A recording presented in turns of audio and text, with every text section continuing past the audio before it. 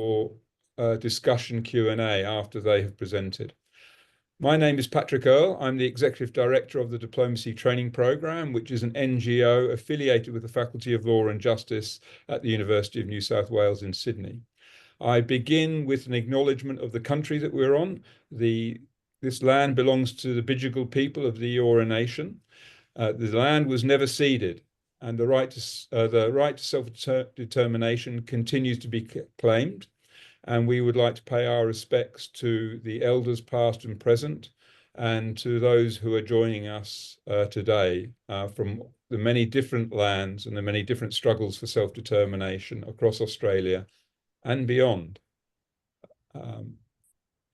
This webinar is part of a series that we are doing with the Service for the Treatment and Rehabilitation of Torture and Trauma Survivors here in New South Wales.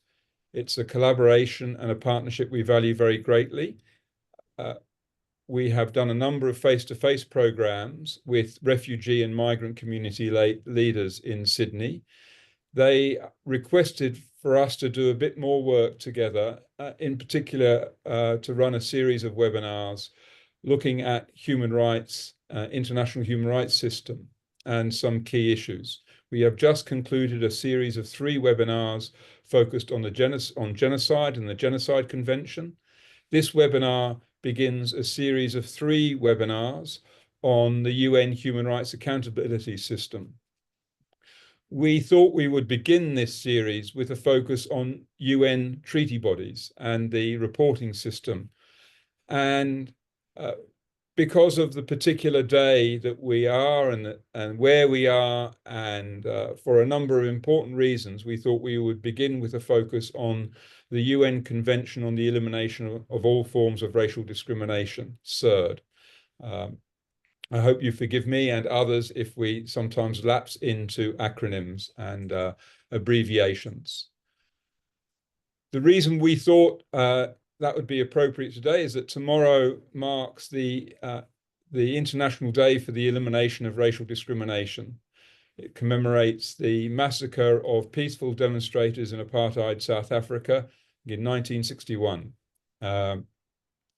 And ever since that day, the UN has declared this is a very important time to recommit to the struggle to eliminate all forms of racial discrimination. It's very much the starting point of the discussions, negotiations to establish the Convention on the Elimination of Racial Discrimination. Australia ratified that convention over 50 years ago now, or this is the 50th anniversary year of ratification. It followed ratification with the adoption of the Racial Discrimination Act to implement that treaty here in Australia. And Australia is in the process of submitting its combined 21st and 22nd reports to the UN Committee on the Elimination of Racial Discrimination. So for all of those reasons, we thought this is a very timely occasion to bring together some experts and to host a discussion looking at how UN treaties and treaty body processes can be used to try and advance the implementation of rights.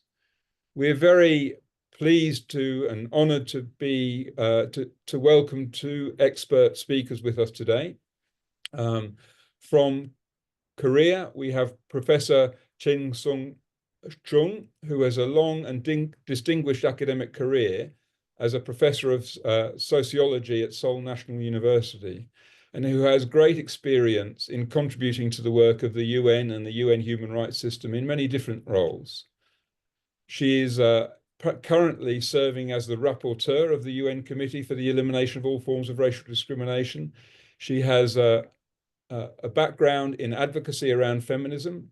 She is also a member of the board of the trustees of the IOM Migration and Research Training Center, and is co-president of the Korea Center for the United Nations Human Rights Center in Korea. We're also joined, I'm delighted to say, by Darren Dick, who is Senior Policy Executive at the Australian Human Rights Commission. And Darren has worked at the Australian Human Rights Commission since 1998. He just shared with us before that his engagement with the Committee on the Elimination of Racial Discrimination began the following year. So there are a few more experienced people in looking at how to apply this convention to the struggles and the efforts to eliminate discrimination in Australia. Darren is also the recipient in 2022 of the Public Service Medal for outstanding contribution to national policy on human rights. He's very closely involved in his current role at the Australian Human Rights Commission in submitting reports to the committee on the elimination of racial discrimination and other treaty bodies. We've asked Professor Chung to lead us off with an introduction to CERD and to the CERD Committee with a focus on the reporting process and some key issues around racism. We appreciate that we have an audience that's joining us from across the world. So while we have an Australian focus, we will seek to also make the discussion relevant to those outside. And then we've asked Darren to look at the role of the Australian Human Rights Commission in the reporting process, but also the role of human rights institutions in contributing to the review and accountability processes. We've asked both to speak for 15 minutes and to allow enough time for us to then to have some questions and answers, hopefully, to have some discussion. We ask that you please use the chat function in Zoom to post your questions, to post any comments. We will use that function to post links as people speak and to share resources. And hopefully we'll have time to come directly to you to hear from you directly at the end. We ask you in the meantime to keep your mics switched off. It's nice if you can keep your cameras switched on if your bandwidth allows, because it enables the speakers to see who they're speaking with and sharing their knowledge and experience with. So if you can do that, that's very nice. I should add finally that the webinar is being recorded and we'll post both the webinar and the links and the PowerPoints that are being used to everybody after the webinar. So please don't feel you need to take notes. We're very happy to share. And we've asked our speakers actually to have shorter versions that they're sharing with you, and we'll share longer, more in-depth versions of their PowerPoints too. They are compressing what we normally do in a day or 2 days into an hour. So we're very grateful to them for doing that. Professor Chung, I'll pass over to you now. Thank you very much for joining us from Korea today.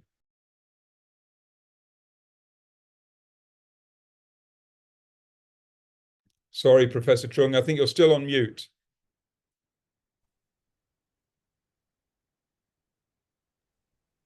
That's great. Thank you very much.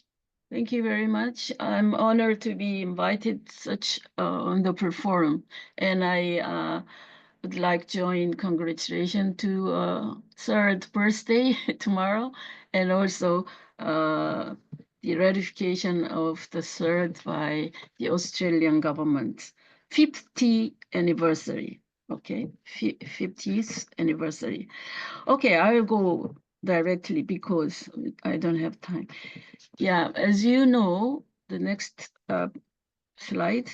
International Convention on the Elimination of All Forms of Racial Discrimination, we usually call CERD, is the first UN convention, which was made in 21st March 1965.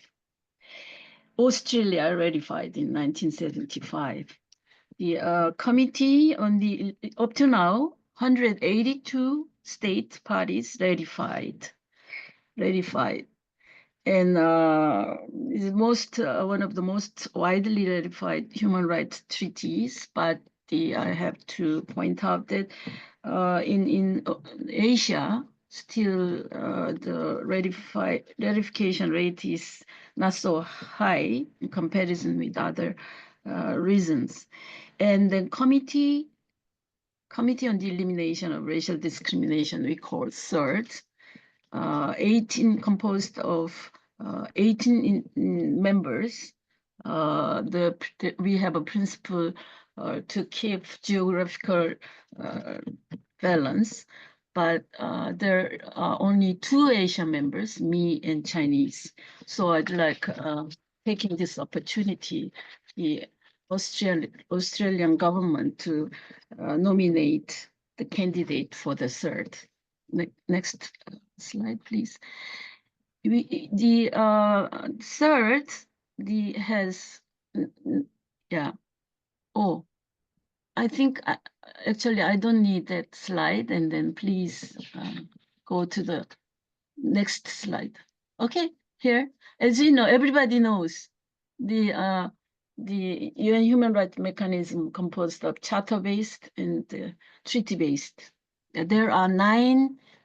I just say there are 9 treaty bodies, and then CERD is the first treaty. And here, the CERD has various functions, but the major function, the most important function, is state reviewing procedure. State reporting procedure, state reviewing procedure, say, have next slide. 5 at least forms of 5 levels. First, initial report. When the states ratify the convention, they should submit the initial report within 1 year. Australian government already did. And after that, every 4 years, the state should submit periodic report. At the convention, it is written that every 2 years the state should submit a report, but in practice, we ask every 4 years periodic report should be submitted. And then common core document means, as I said, there are the 9 treaty bodies, including CEDAW and CCPR, CESC, and so on. It means CRPD, disabled people. They can share the common information, including population, composition of ethnicity, and then political system, something like that. So the state submit usually, very recent reform, common core document. And then in a periodic report, they can skip that part. This is common core document. But there are the states which ratified the convention but did not submit a report for a long time, for example, for more than 10 years. Then the Secretariat initiate the procedure. For example, they are making questions and send it to the state, and then state party can just answer the questions. And then after that, the procedure, same with the previous one. So we call that simplified reporting procedure. I don't know what is going on in other committees, but in case of CERD, we have kept the previous periodic report system. I will explain that one. And then simplified reporting procedure is applied only to the states which did not send the report for a long time. And then follow-up report. If we check the report and then we feel it is very urgent, we ask the state to submit the report on this part, usually 3 or 4 points, within 1 year. We call that follow-up report. Okay, please, next slide. So I will go very fast this part. This is the, procedure, what we are doing. The state party submit the report first, every 4 years. And then usually state follow the convention, article from 2 to 7. These articles include the various aspects of right, including right to education, right to political parties, and Article 3, we call the CERD, ICERD, is talking about segregation and apartheid. It's a very important issue nowadays, especially in case of Palestine, Israel. And then CERD designated, we call country rapporteur and country rapporteurs to take the specific countries we are reviewing. So usually in one session, we are meeting 3 times a year. And in every session, we are dealing 5 or 6 cases. Then we are making list of themes based on the state report. We pick up the important themes and then distribute to everybody. So at that point, NGOs and national human rights institutions usually send their opinion, their report. We call alternative report. The committee, frankly, read more carefully the NGOs and national human rights institutions report than state report. No, samely anyway, because the information are sometimes different. And then the country rapporteurs make questions for the dialogue, which will be held during the session. We call it a dialogue, frank dialogue between the state delegation and the CERD members. And then based on those dialogue and then various reports, we are making a concluding observation. These are recommendations to the state. Yeah, next. And then the next step is implementation of this concluding observation. Simplified reporting procedure I already explained. We are making the list of themes on the one hand and the simplified reporting procedure to the states which are kind of lazy or have some problems not to submitting for a long time. Follow-up report procedure, I already told, and then it's a problem. Most of the countries do not send the follow-up report within 1 year, but anyway, many of them report at least. And then the CERD review the follow-up procedure and evaluate satisfied, dissatisfied, partly satisfied, and so on. And then they send it to the state party.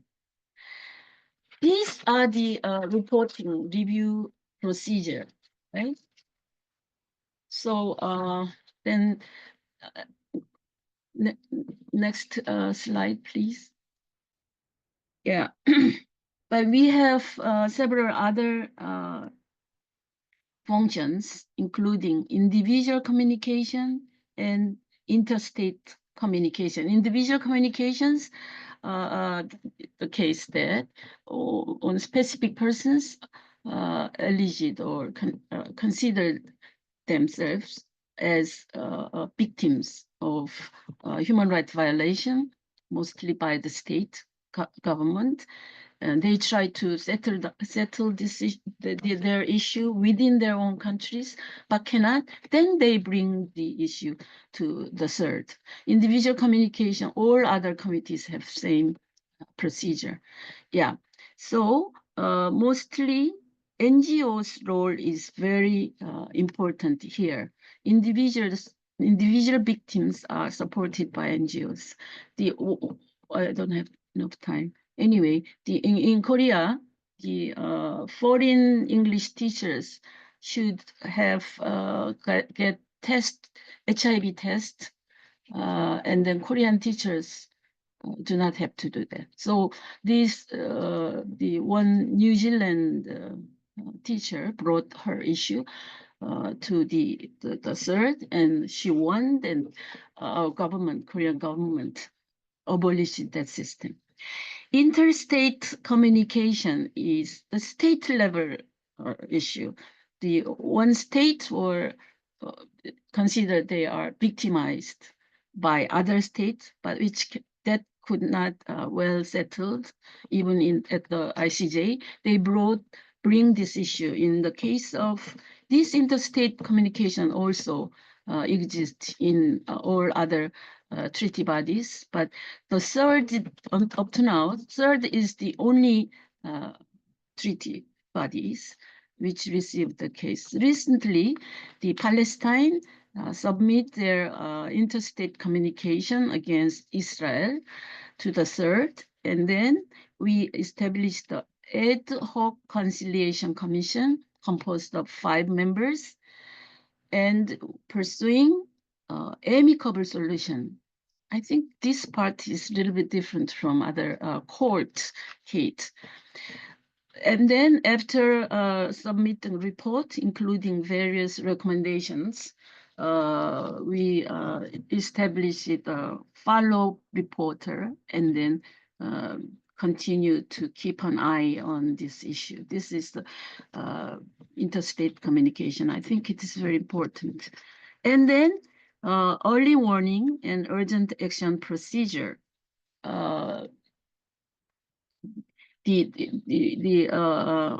Mostly, I don't know since when, it was established in 1993, but since then, mostly indigenous peoples group have brought this issue to this procedure.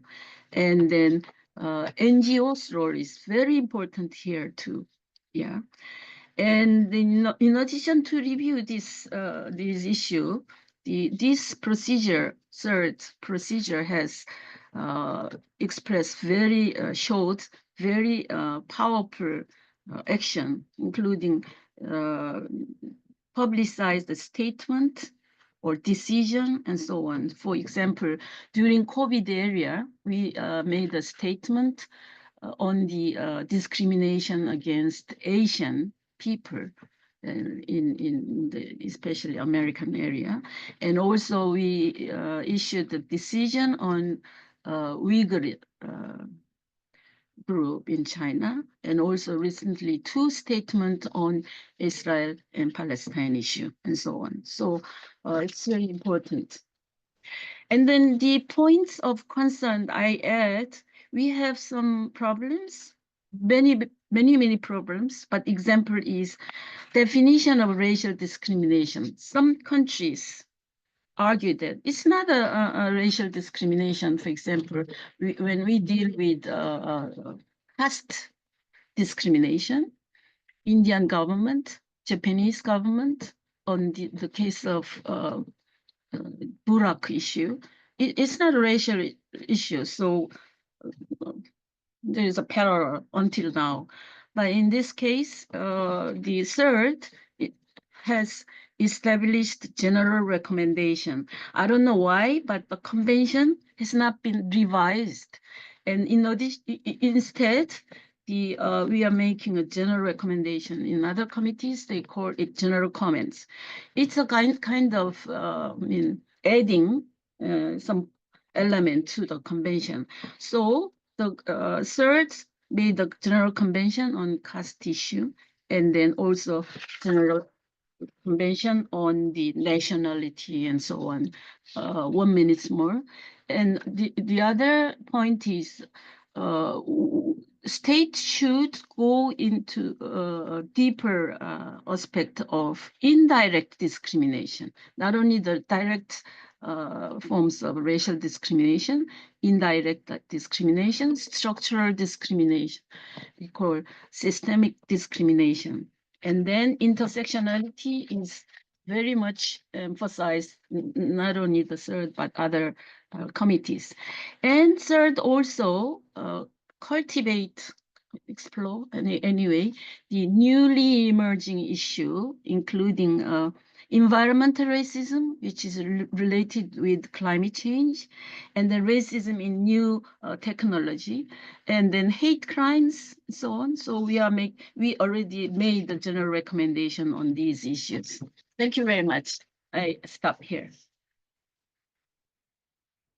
16 minutes. Professor Chung, you've been incredibly self-disciplined on the time. There's so much content there and so many important issues for Australia, I think, and for others. You can see in the chat that there's a lot of questions, and I hope we can come back to them. many different issues I know you can elaborate on also. And I think it's been very interesting to hear how dynamic the process has been and the way in which CERD has responded to contemporary issues and contemporary challenges of racism and issues of intersectionality. I think it's a really good way then to lead on to Darren, and because Darren represents the Human Rights Commission, National Human Rights Institution, that plays a really critical part in the reporting processes, particularly as an A-grade institution here in Australia. And because they're involved in many different reporting processes, they are also able to take up the issue of intersectionality that you have raised with us, which I think is very important to many in the audience. So Darren, thank you very much for joining us. You have immense experience, and we're very grateful if you would begin to share some of that with us now. Thank you. Thanks, Patrick. I'm just trying to share the screen. Here we go. Is that coming up okay? Can you see that okay? Yeah. Yeah, Yes, great. yeah, it's great. Great. Thanks. Well, first of all, if I can acknowledge I'm joining you from Gadigal land here in Sydney and pay my respects to the Eora Nation, the elders past, present and emerging, and to our First Nations participants in the workshop today, who I can see there's a few people putting some comments and questions in the chat already. And thanks, Patrick and Claire and Andre, for the invitation from DTP and STARTS to join you here today. As Patrick said, I first participated in CERD processes for the Commission back in 1999 when Australia was placed under an early warning urgent action procedure around issues to do with native title and mandatory sentencing of juveniles that impacted Indigenous communities, and have led the Commission's reporting through subsequent cycles, I think 3 cycles since then. I might start just very briefly with some overall reflections about the process that build on what Professor Chung was saying. And the first one is just that I think it's a really important process that really gives a level of accountability for human rights obligations, and I think there's a lot of value that comes from the process. Some of this comes from that periodic nature, that it's done on a periodic basis, so you're continually touching base with what progress is being made and how previous concerns have been addressed. Similarly, the independent expert nature of the process. So as we know, members of the committee are not appointed as representatives of the countries from which they come. They're there as independent experts, and they provide substantial expertise on the issues. Similarly, you have a very formal role for your Human Rights Commission in countries where they exist, which provides a level of accountability in the process. And there's also a strong expectation that you have both your Human Rights Commission and NGOs involved in the process, and that there's a dialogue happening with the government. And it doesn't happen in all countries, but it's a critical process where it does happen.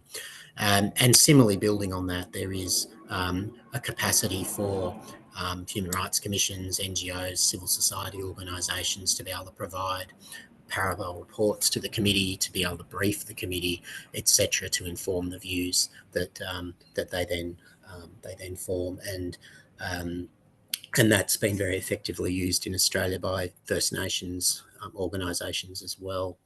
And then you have requirements formally in the reporting process that I'll refer to briefly in the Australian context, to be reporting back in subsequent reviews to sort of track where the progress is. So the process too is important to think about it as an ongoing process, that it's not something that you go through a periodic review and then you're done. That's kind of almost like the midpoint, that then you move into an implementation cycle and a reflection process about how well you're doing, and then before you move into the next cycle and start again. So it's best to think of it as an ongoing dialogue and an ongoing process. There's some challenges with that, and I'll talk about that in the Australian context as well. The other bit of background I'd note just is this role for A status NHRIs. So an NHRI is a National Human Rights Institution. there's some standards that were adopted by the General Assembly of the UN in 1993 called the Paris Principles, and they set out guidance on what comprises a robust national human rights institution that's sufficiently independent from governments to be able to play the role of a sort of a watchdog on human rights. And if you have a status as an NHRI, it comes with participation rights in a range of UN processes, in the Human Rights Council and the UPR, some of the Indigenous mechanisms, and in the treaty bodies. And it varies between the treaties how it works. The CERD is at the higher level of the participation, and the way that happens is that when the periodic review happens, it's a 6-hour process over 2 days. The government usually makes a presentation of their situation. There's then an analysis from the country rapporteur and questions from members of the committee, and then the government will engage in dialogue with the committee, and there's more questions and more answers to questions, etc. But in among all that, there's 10 minutes is given over to the National Human Rights Institution to provide its perspective on how well the country is meeting its treaty obligations. And so you have the NHRI standing up in the session and at times contradicting the government or adding some sort of extra nuances and expressing the concerns about what the most serious issues are. So it's an important accountability mechanism that adds to the quality of the dialogue. And the NHRIs also do other things. You know, we brief the committees prior, we'll make submissions and a whole lot of other things, much like civil society organisations are able to do. And we work very closely with NGOs in that process. In terms of Australia and the committee and the convention, there are a set of issues that sort of commonly arise at each appearance, and the issues that are on the screen at the moment, these were the key issues that came up in the last periodic review of Australia, which was in 2017. The first one's a sort of a set of structural issues, which is that Australia is one of those countries where we implement human rights treaties, well, we sign, ratify human rights treaties. They don't immediately take effect in Australia. It requires an act of incorporation for them to have legal effect in Australia. And so we often have an implementation challenge that our international obligations are not fully implemented domestically in Australia. And so what you'll see commonly in the UN human rights treaty processes are findings that Australia's legal framework and the guarantees it has against racial discrimination or sex discrimination, etc., need to be strengthened, and that they don't fully reflect the obligations that the government has taken on. And in particular, in this situation, in relation to racial discrimination, we have discrimination laws in Australia, but we don't have a lot of human rights protections that sit alongside that. And so commonly, and in the last periodic review, you had a recommendation to Australia that it should implement a National Human Rights Act. And similarly, that the discrimination laws needed to be more accessible, people, particularly for First Nations communities and others, that they the process for discrimination laws in Australia is you come to us, the Human Rights Commission. We have an independent and impartial conciliation service that seeks to resolve complaints through that process. And it has a very high rate of success in resolving complaints at that individual level. But if they don't resolve, then it's kind of up to the complainant to take the matter through to the court with the various hurdles that you have to overcome to doing that. And only about 1% of matters that come into the Commission kind of make it through to the court process. So there are some limits on how effective those laws work in terms of providing that broader protection.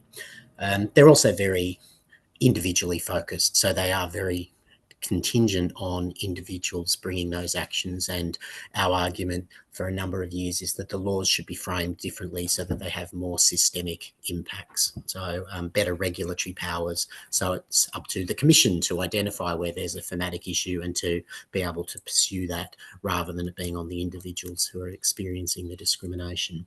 So you commonly get findings that there need to be strengthening of the discrimination laws. Similarly, there was a finding about the lack of a coordinated approach to addressing racism in Australia. This often in these reviews relates to the lack of data being disaggregated by different ethnic group, making it difficult to track progress. And in our instance, we've been sort of calling for a national framework on anti-racism in Australia. So we have said to government, much like you treat family violence as a serious issue and you have a national plan to address family violence, where's your national focus on racism to address it? And I'll talk to you in a moment about recent initiatives of the Commission in relation to that. But the CERD has recommended a stronger focus on that from Australia, particularly noting we're a federation, so how you get that action consistently across our states and territories, as they're called, as well as at our national level. There's also a very significant focus on issues of racism relating to First Nations communities. This relates to land justice, the criminal justice system, and across all socioeconomic indicators, which in Australia is known as the Close the Gap process.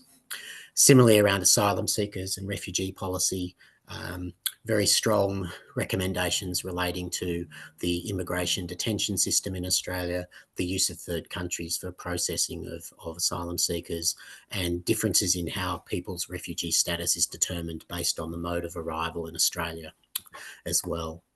And also seen as significant gaps in human rights education and training, and particularly the literacy, racial literacy for security forces and police in Australia. One of the things I mentioned briefly at the beginning with the CERD process too is that the committee's rules of procedure place some sort of ongoing reporting and monitoring obligations on states, which I think is a really good process. The first one is they pick 3 issues of significance that they ask the country to report back on. So once they've made the findings, they then have 12 months to report back on what they've done in that following 12 months. So for Australia in 2018, the 3 issues they had to report back on, one was around the funding of the Human Rights Commission and the capacity for the Commission to have sufficient resourcing to undertake its complaint handling function around race complaints. The second related to the operation of the youth justice, criminal justice system in Australia, and that was specifically relating to the overrepresentation of Indigenous juveniles in that system, the fact that the age of criminal responsibility in Australia at that time consistently was 10 years of age, and the lack of diversionary and other preventative programs to prevent young people from entering those systems. And the third was around offshore processing and the recommendations that those arrangements in Nauru and Papua New Guinea be discontinued. They also, in the report, will also say when you do your next periodic report, there are issues of priority that we want you to report on as well. And so the issues of particular importance that were identified in the last review, again, were around the strengthening of the national legal framework and guarantees against racial discrimination, the lack of a coordinated approach to addressing racism, and issues relating to First Nations racism as well. So I'll just finish up with some brief reflections on some of the challenges. And the first one is that the real challenge here is how you connect this international process to your domestic action. At the end of the day, what you want out of the process are changes in the law, changes in policy and practice at the national level. And so the process for CERD should really complement those domestic actions and lead to change. Now, we have laws in Australia against racial discrimination, but it's the policy framework and the constitutional framework that are very limited. And so the 2 major things, and I've put links to these in the chat, that the Commission has set out a proposal for a 10-year national anti-racism framework to set out a comprehensive plan of action to address racism. And secondly, we've also proposed a series of measures to promote and protect human rights better at the national level. And that's been through a project called Free and Equal. That includes improving our racial discrimination protections, better human rights education, indicators on human rights, a Human Rights Act, as well as enhancing the oversight and engagement role of Parliament on human rights. And to give you an example of that, one around parliamentary engagement, in the past, what would happen in Australia is that when there'd been a treaty body appearance, the Attorney General, who's the responsible minister, would then table the concluding observations in Parliament, and they would make a statement about the government's commitments and what they would do to implement. Now, that hasn't been done for the best part of 10 to 15 years, and we think it should be reinvigorated, and that the government should also be publicly publishing and reporting what actions it's going to take as a result of concluding observations, having rights tracking tools, etc. And we see that Parliament, through its committee system, has a role in oversighting that. So we've suggested that the Parliamentary Joint Committee on Human Rights would then periodically run an inquiry to see, is Australia doing enough to implement concluding observations? Because at the moment there is a bit of a disjunction between the appearance happens, the bureaucrats and the government kind of moves on, does what it's doing, and there's not a lot of reporting or engagement with the Parliament on these issues, and we think that should be fixed. That's just a copy of the two reports that I've referred to.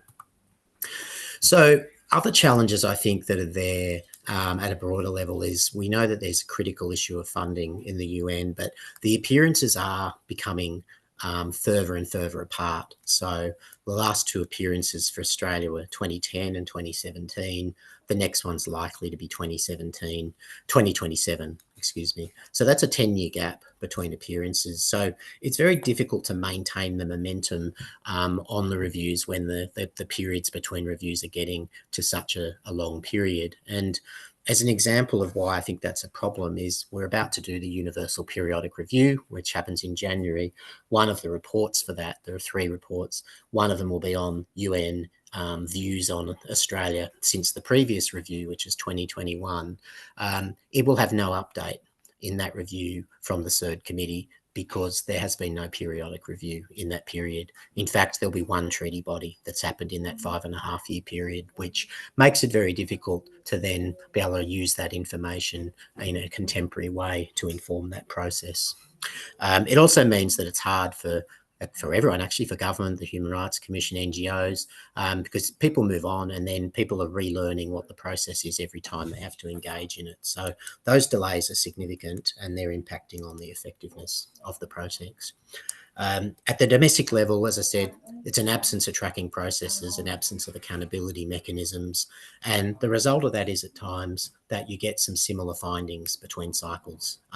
It's very disappointing when the findings from 2010 are substantially the same as they are in 2017, and we would hope would be improved in 2027. But there will be some that will be almost verbatim the same because the progress in between cycles is less than it should be.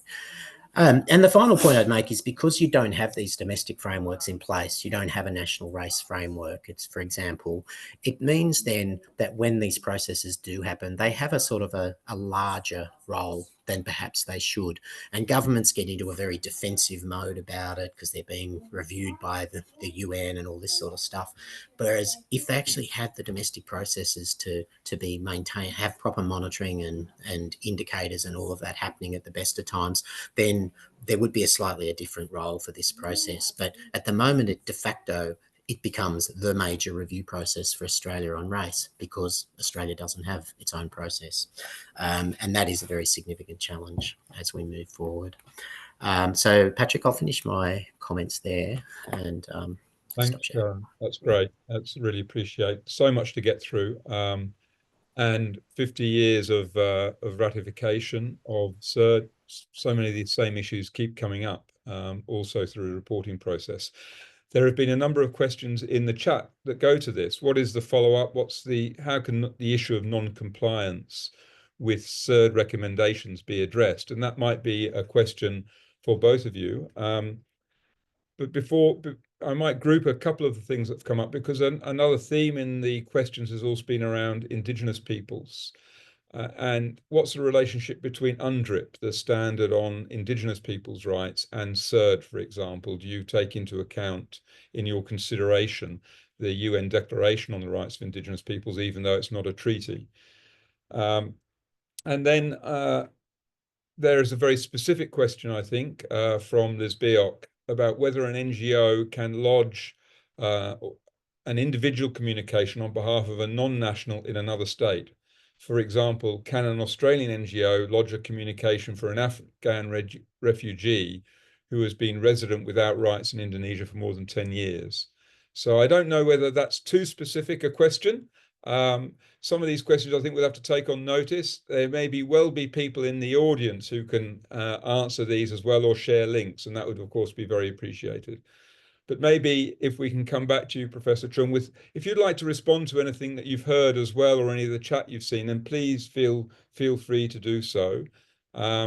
We have, I think, a bit over 10 minutes. So please, Professor Chung, I'll come to you first as to if you'd like to respond on the issue of non-compliance and relationship between UNDRIP and your work in CERD.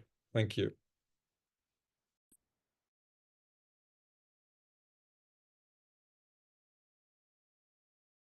Sorry, you're on mute still, Professor Chung. Non-compliance issue, the problem of whole UN human rights mechanism. We cannot arrest the government of some countries, but that's why the scholars said it's naming and shaming the punishments. Not this is the problem. So all the time, my students also ask what's the punishment? I don't have answer, but we, for example, I mean, continuously pointing out. That's the only way. For example, in early warning procedure, I remember it was Indonesian case.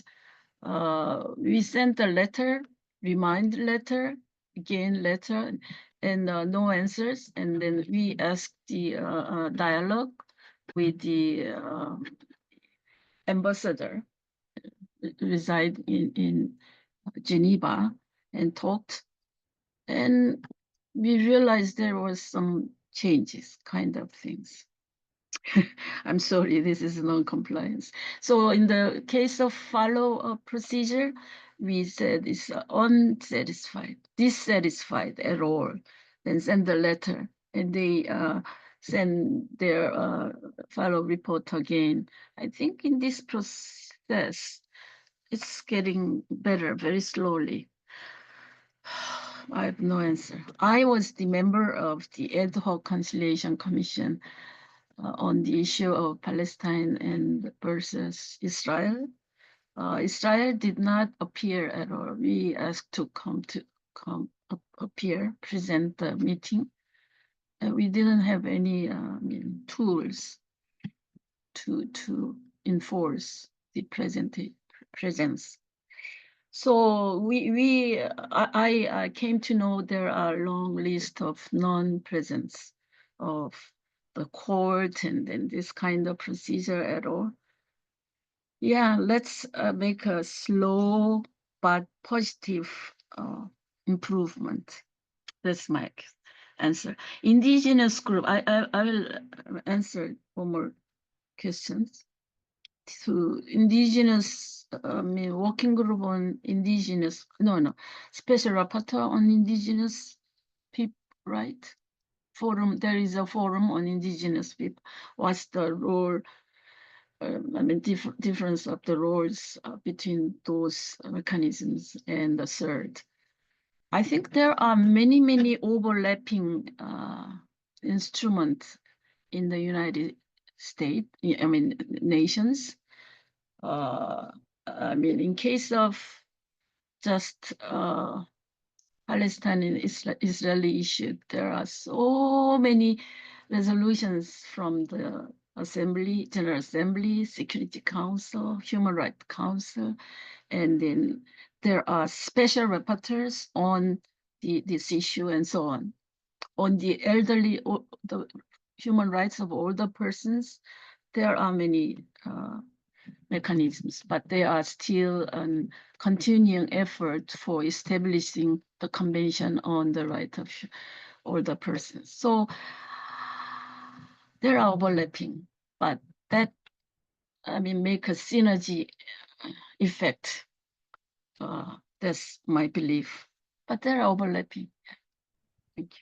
Thank you. Darren, did you want to add anything around both those issues, compliance and the relationship between CERD and UNDRIP?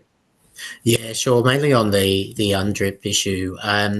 So the CERD Committee, it has a general recommendation number 23 from 1997, I think, on Indigenous peoples, which was very influential and very helpful in advancing Indigenous peoples' rights here in Australia. It was very much the basis for findings that amendments to the Native Title Act in Australia were racially discriminatory and the like, and it's been heavily relied on, particularly for its language around the importance of effective participation for First Nations people and in promoting self-determination as well. I guess I know there's a question about whether you turn the UNDRIP from a declaration into a treaty. I think there's benefits and there's disadvantages to that. I think we'd have to be very alive to. So, for example, there is ILO Convention 169 on Indigenous peoples, which is a very good treaty. It's not a treaty that Australia or a number of countries have ratified. So when they're asked to take it on as a treaty obligation, a number of countries don't. And so you then lose some of the force of that. That's one of the negatives to think about. But I think what you're now consistently getting is the human rights treaties are interpreting those treaties informed by the content of the Declaration on the Rights of Indigenous Peoples. And it's a very strong framework in which to say, what does non-discrimination mean? What does equality mean? You know, consistent with Indigenous people's experience. So one of the focuses we've had in Australia is to try to bring that interpretation in through our racial discrimination laws and through parliamentary scrutiny processes and the like. We've recommended for many years that the government legislate that the Declaration on the Rights of Indigenous Peoples is scheduled to the Human Rights Commission's legislation and to the Parliamentary Joint Committee on Human Rights' legislation, so that it's mandatorily required to be considered when we're looking at compatibility with human rights. We can do that voluntarily and we can bring it in by interpreting the treaties, but they could just say it's required. That's been recommended by parliamentary committees that it happen, but it hasn't happened as yet. So there's some strengthening that could happen there to do that, because there's definitely a case that if you require something to be done, then you get a much better outcome than if you're trying to persuade people to do it. So I think we still have better practices that need to be implemented in Australia, and the progress on implementing the UNDRIP has been really slow in Australia. It's much slower than it should have been. Thank you very much. I'm afraid that time is our enemy here. There's a lot of very interesting chat and comment coming through on the chat. We're not going to be able to get to everything, I'm afraid. There is a sort of urgent or very pressing issues from Vietnam, I think, which has ratified CERD.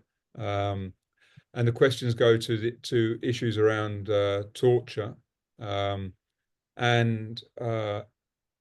think that Professor Chung, you explained that the CERD is unusual as a treaty body committee that has urgent action processes. I don't know whether you can speak to that issue at all, whether there is an issue of racial discrimination involved that would enable CERD to make a communication, or if it's not able to do that because the individual complaints part of CERD has not been ratified by the Vietnam government, which I think you spoke to in your presentation. If you want to come back to that very briefly, perhaps, and maybe final remarks from either of you, and then we'll have to go to a quick wrapping up, and with apologies for not getting to everything. On Vietnam issue, I'm not so well knowledgeable, but I was a country rapporteur on Vietnam. working as an NGO member in Vietnam. But in this sense, only from my understanding, all the UN human rights mechanism, the early warning, CERD early warning procedure, early warning urgent action procedure, only have very quick response with the tools of publicizing statement or decision and so on. So the early warning working group get together and then make a kind of statement. I think it is fastest way. I will check our working group. Thank you very much. Darren? Well, specifically on the early warning, of course, Australia was under early warning in the late 1990s, and it did have some effect at the time. At that point, there were significant concerns about issues relating to mandatory sentencing laws in the Northern Territory in Western Australia, and there was a lot of political pressure, and this contributed to that pressure, and those laws were changed ultimately.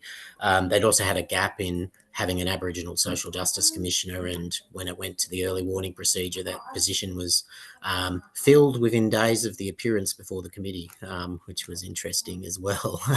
But look, I think the committee and its processes, they can't solve all the problems in a country. They can create a level of accountability for it, but there are times when it is really significant. And just, if I might share just a brief example, Patrick, in the last periodic review of Australia, people in Australia might remember there'd been some riots that had occurred on Palm Island in Queensland, which had followed a death in custody on that island, and it was quite a difficult situation. And the inhabitants of that island, the First Nations community, brought legal action against the Queensland government, and there was a court finding that the actions of the police amounted to racial discrimination on that case. This was about 12 months before the last appearance that Australia had before the CERD Committee, and there was basically no action from the Queensland government to respond to a finding of racial discrimination of that nature. And it was a significant focus of that CERD Committee inquiry. And as a result, the federal government was also able to put pressure on the Queensland government to say, you cannot leave a finding that serious unaddressed. And the result in that was a group compensation scheme for the victims on Palm Island. Now, it didn't happen entirely because of the CERD Committee process, but it provided a level of accountability and scrutiny that pushed things along in a direction that they perhaps might not have gone. So it's a process that is important. It's not the be all and end all. It's not going to solve everything, but it does have a really important role to play, and it's definitely something that I think is really worth engaging in when it comes around. Australia are due to submit their next periodic report to the committee. I think that's imminent, and then usually about a year later, year or so later, is when the periodic review will happen. So we expect Australia will next appear in possibly late 26, but probably 2027 on current scheduling. Thanks very much. Could you give 1 minute? Could you give 1 minute? No time? Yes, please, Professor Chung. Yeah. I have a personal question to Australians. African descent issue is very popular in whole UN human rights mechanism recently. And last December, 2023, there was a Asian Pacific Regional Meeting Forum on African descent. And I was there, and then I was very surprised that more than half of the participants are from Australia.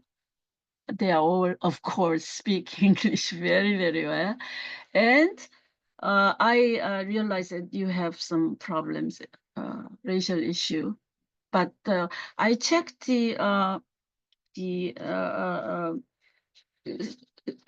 government state report, as well as National Human Rights Institute and NGOs report.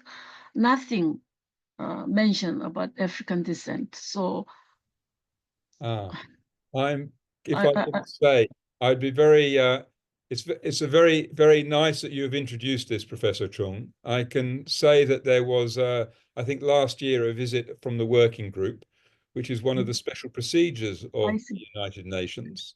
They did, I think, an interim report, which hopefully will then be considered by the UPR process, particularly in the absence of a more recent CERD report from your committee. I'm very pleased to say that even though we have to finish now, really, with this discussion, we will come together again next week to look at the Universal Periodic Review process and the way it interacts with treaty bodies and draws on the work of treaty bodies. And then the week after, we will have a focus on the UN special procedures. So I hope very much that people can come back and join us and continue the discussion, really, because this session or this series of webinars is very much looking at how can we see these different accountability mechanisms as a whole, and how can communities and NGOs engage in the process, and how through greater knowledge of rights and of the mechanisms, perhaps encourage the compliance and the implementation of treaties, recognizing that these treaties are commitments that states have taken on voluntarily. And so in a way, the challenge of implementation then is a shared challenge between the states who've taken on the obligations voluntarily, the expertise and knowledge of communities and NGOs, and the role of national human rights institutions also in monitoring and accountability processes. I think we've begun a very important conversation. I'm very sorry that we haven't got to more of the questions and the comments. I know that there is a comment about the language of diplomacy.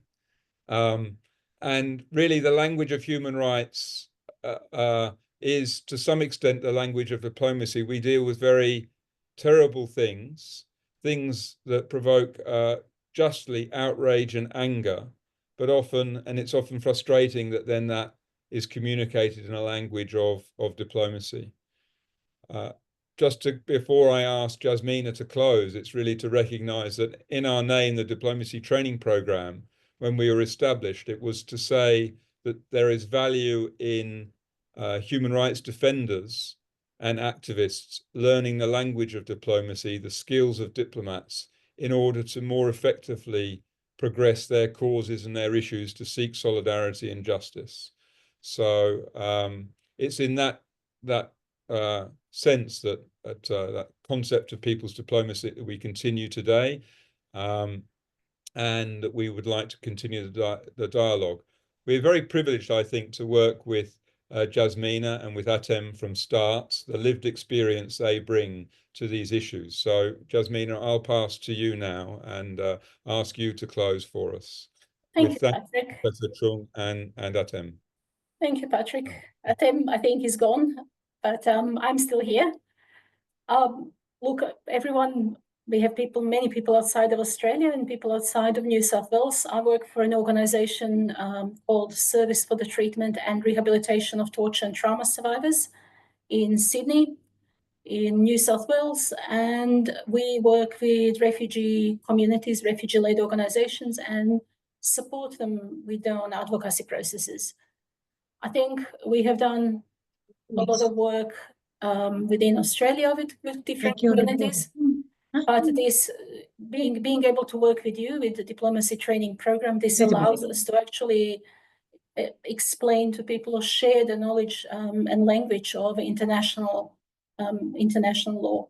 So thank you very much for that, and I hope we will continue this conversation. And I think there will be more webinars and there will be some face-to-face work for those of us who are in New South Wales as well.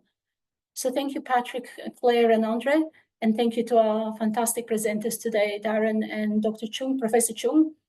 Thank you for sharing the international frameworks as well, Darren, as how that can be interpreted and understood in Australia. I'm looking forward to seeing where we all take the anti-racism framework, because that was some good work and it was a long time coming, so it'll be good to see where it goes. So thank you everyone for joining us, and see you all next week.